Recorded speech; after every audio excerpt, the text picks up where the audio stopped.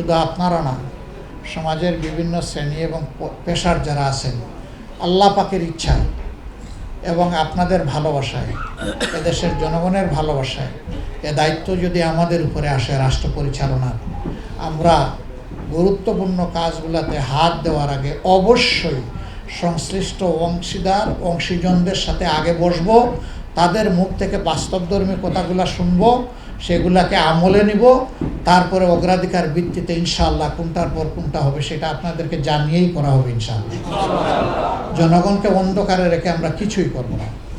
জনগণকে সাথে নিয়ে স্পষ্ট আলোয় এনে আমরা আল্লাহ তৌফিক দিলে এই সমাজটাকে পরিবর্তন করতে চাই, সাজাতে চাই। তবে আমাদের কথা, পচা সমাজ আর চলবে না, এই সমাজ বদলাতেই হবে। একটা বদল আমরা চাই, একটা পরিবর্তন আমরা চাই। সেই পরিবর্তনটা আল্লাহ যেন কল্যাণের দিকে, শান্তির দিকে, সম্মানের দিকে নিয়ে যান। বাংলাদেশ যেন মাথা উঁচু করে দাঁড়াতে পারে। আমরা যেন আমাদের যুব সমাজের প্রত্যাশা পূরণের হাতিয়ারে পরিণত হতে পারি।